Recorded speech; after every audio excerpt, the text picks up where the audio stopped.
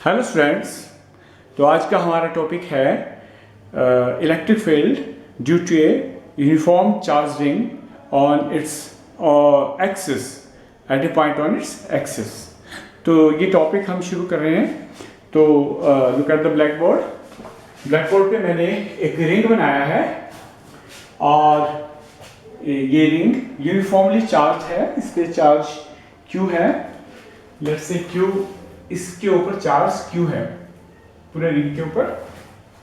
तो एक पॉइंट, ये एक्सिस है, इसका सेंटर है O, और ये पॉइंट एक्सिस, ये एक्सिस है इसका, और इस पे पॉइंट P है।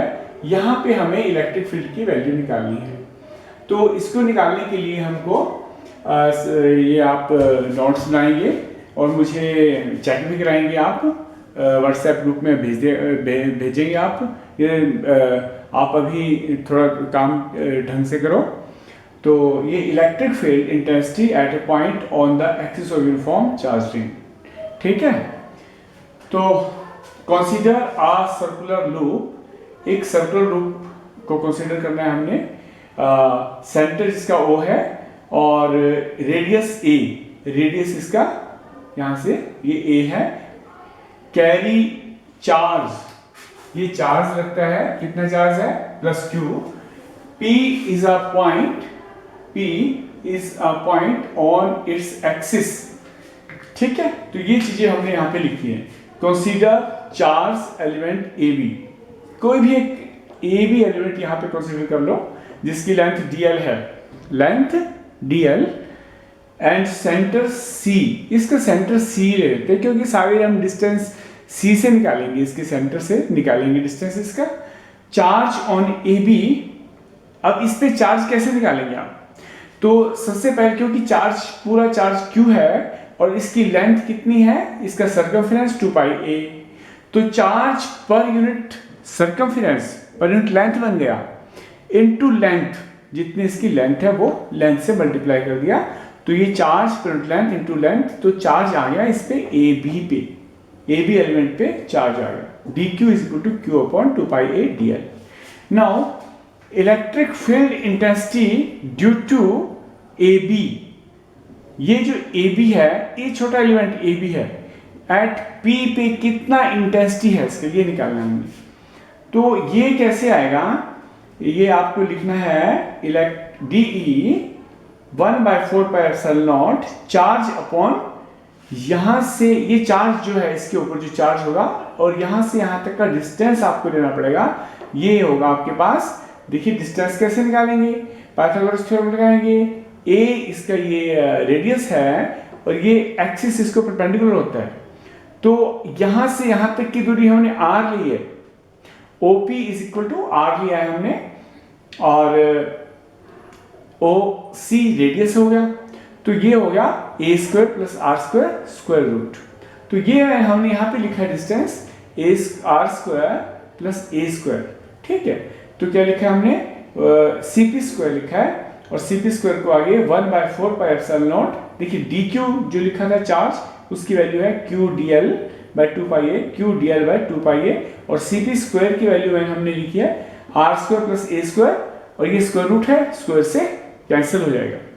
अच्छा, ये अलोंग, अब ये डायरेक्शन इसकी अलोंग, क्योंकि ये वेक्टर, क्योंकि यहाँ पे पॉजिटिव चार्ज लिया है हमने कंसीडर किया है पॉजिटिव चार्ज है, तो डायरेक्शन बाद हो जाएगी। अगर नेगेटिव लेंगे तो डायरेक्शन अंदर को आएगी। तो हमने बाय कन्वेंशन ये एक अपनी सुविधा से हमने इसको पॉजिटिव चार्ज ले लिया, तो इसकी डायरेक्शन DE बनेगी।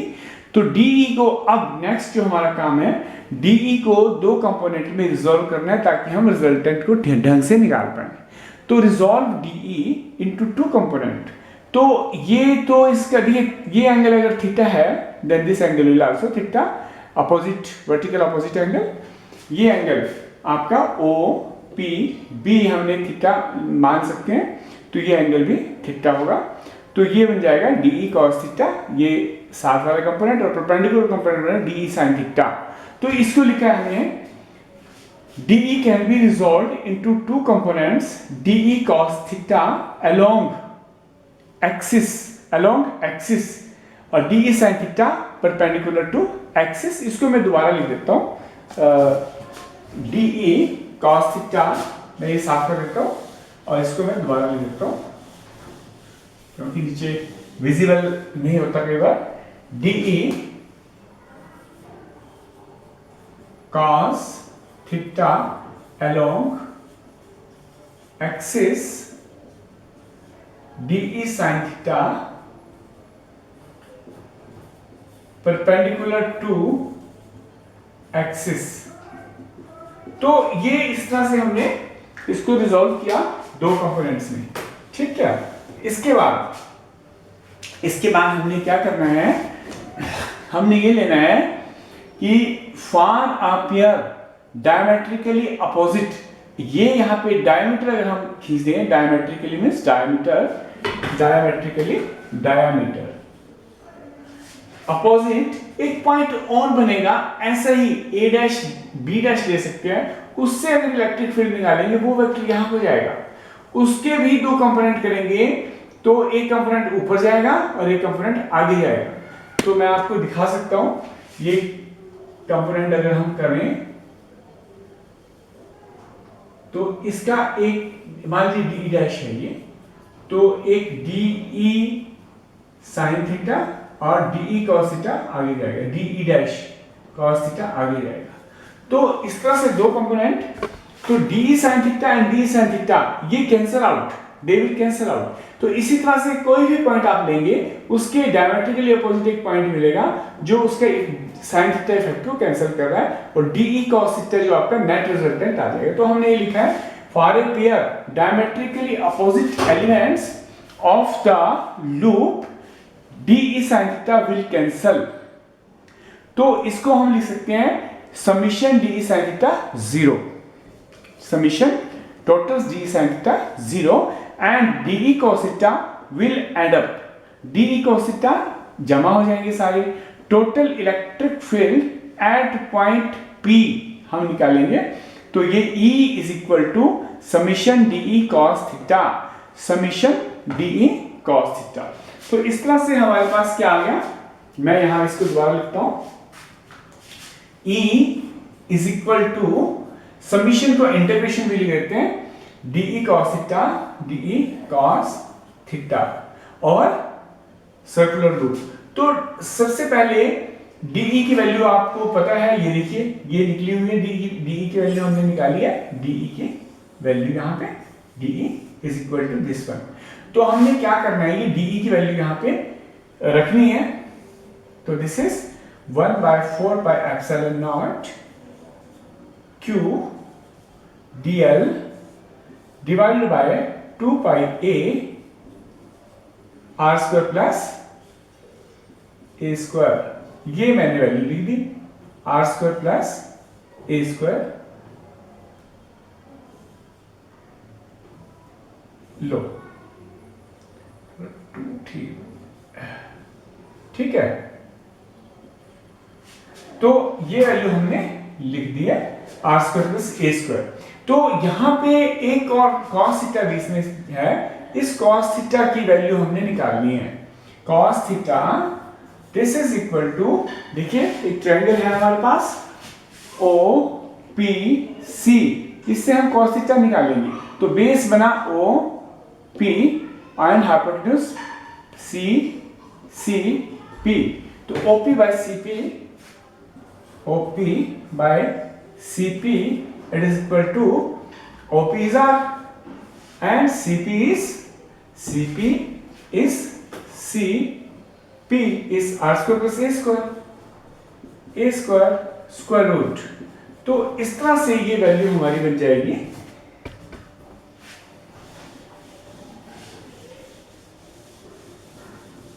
हमारी ये वैल्यू हमने यहां पे रख देनी है, तो ये बन जाएगी E is equal to integration से हम बाहर निकाल सकते हैं कांस्टेंट टर्म्स हैं, चलो ये निकालते हैं, कांस्टेंट टर्म्स को बाहर निकाल लेते हैं। ये है 1/4 पाई एप्सिलॉन नॉट कांस्टेंट है हमारा, चार्ज कांस्टेंट है, डीएल कांस्टेंट नहीं है। cos थीटा की वैल्यू रख लेते हैं, cos थीटा, चलो cos थीटा रख लेते हैं पहले, cos theta is r upon r square plus a square, r square plus a square power 1 है, और हाफ ये हमने cos theta की जगह रखना, तो r divided r square plus a square power यहाँ पे 1 है और 1/2 और उसमें जमा हो जाएगी, दैट इज 1/2 3/2 और बचा है हमारे पास 2 पाई a and integration of dl over circle और 0 to 2 pi a over circle, that is 0 to 2 pi a। तो ये इंटीग्रेशन कितनी आ जाएगी, e will be equal to q by 4 pi epsilon naught r upon r square plus a square power 3/2 2 pi a और ऊपर ये integration भी 2 pi a, 2 pi radius a है तो ये बन जाएगा 2 pi a, तो ये 2 pi a से 2 pi a कैंसिल हो जाएगा। तो ये जो वैल्यू बची है ये इलेक्ट्रिक फील्ड की वैल्यू है, और इसकी डायरेक्शन इसकी ये बनेगी, इसकी एक्सिस से बाहर की ओर p, इसका नाम दे सकते हैं o से p के बाहर की ओर, o to p। तो इसको मैं रिजल्ट को एक बार फिर ले लेता हूं।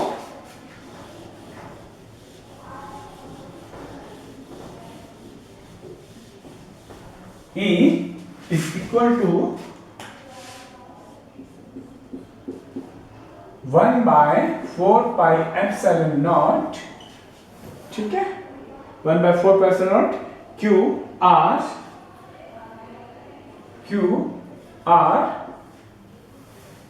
r square plus a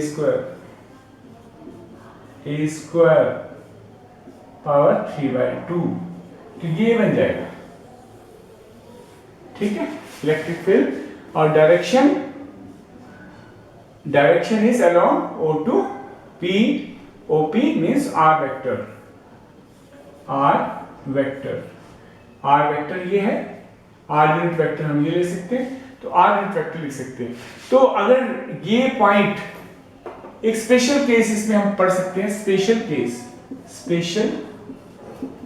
case कि भाई R ये पॉइंट P O के ऊपर है अगर, तो बच्चों हम ये स्पेशल केस ले रहे हैं। Special case 1 when R is 0, that is जब ये R 0 होगा तो ये कहां पे होगा, ये पॉइंट सेंटर पे होगा। R ये 0 होगा तो पॉइंट कहां होगा, at the centre of loop. Electric field कितना हो जाएगा, यहां पे जब हम R की वैल्यू 0 पुट करेंगे, R 0, then E will become 0। Then if second case, if R is much greater than A, अगर ये R जो है बहुत दूर है, डाइपोल्स इससे लूप से बहुत दूर है, then what will happen, R plus A को हम, जो R square plus A square है ना, R प्लस A को हम A को नेग्लेक्ट कर सकते हैं, तो R स्क्वायर और ये पावर 2 ये कट जाएंगे, 3R क्यूब आ जाएगा, R की पावर 3 आ जाएगी, और एक और ऊपर है तो एक कैंसिल होके 1/4 pi epsilon naught q by r square आता है। तो ये फॉर्मूला आपको शायद याद आ गया, electric field due to a point charge. तो ये अगर बहुत दूर है P पॉइंट, तो ये एक पॉइंट चार्ज की तरह बिहेव करता है। तो ऑलराइट बच्चों, ये टॉपिक आई होप कि आपको समझ में आ गया। अदरवाइज आप बार बार इसको वीडियो को पॉज करके इसको समझो और इसको कैलकुलेट करो, इसको नोट्स बनाओ इसके और हमें व्हाट्सएप पे भेजो। ठीक है बच्चों, alright, all the best, have a nice day.